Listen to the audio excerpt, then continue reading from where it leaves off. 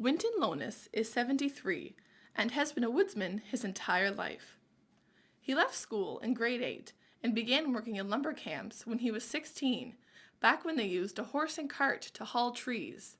Sometimes they would float logs down the river to a mill, but they would often get stuck. Winton remembers it was quite an ordeal to get them free again. You got a stick about 6 feet long, you put 3 or 4 plugs of dynamite onto it, and a fuse, and lit that fuse and stick her in underneath what you think was a key log, and you run back behind a tree and watched. Winton and his wife, Elsie, live in Nineveh, about an hour-and-a-half drive from Halifax along the South Shore. Winton brings wooden sculptures to life with his chainsaw. He makes a living selling them, but at woodsman competitions, he always gives one away to the person who has traveled the farthest to be there. A fellow in New Brunswick got me kind of into it, Roger McPhee. He started carving, and I kind of liked the looks of what he done and thought I could do it, and I tried it. I made a mess a couple times. An important part of the Lonis' life, as with many other rural woodsmen, is competition.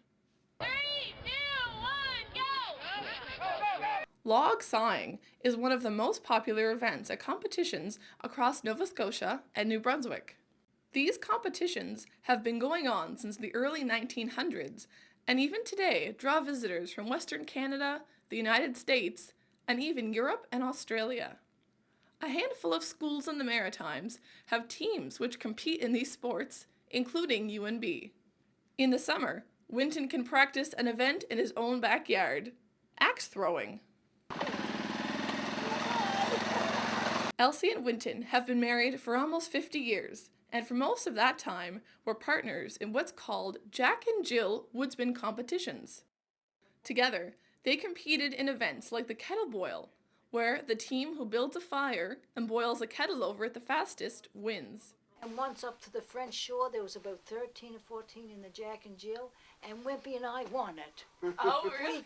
We got it. Yep. Winton has yet another award-winning talent, moose calling.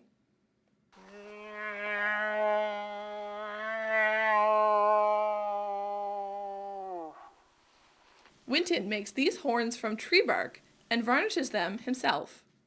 Winton goes to about 6 competitions a year and says that the turnout is still fairly good, in Nova Scotia at least. But this way of life is dying. According to the last government census, over 46,000 people across Canada have moved out of rural areas like this one and into urban centres. Also, like the Lonises, the majority of people living in rural areas are over 45.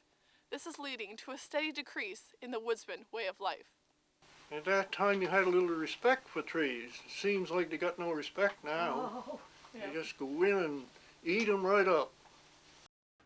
In homes across the world, Winton's creations, like this wise old owl, sit quietly, reminders of the vast Canadian forests they come from and the skill of the maritime woodsman. For Stu Journalism, I'm Haley Ryan.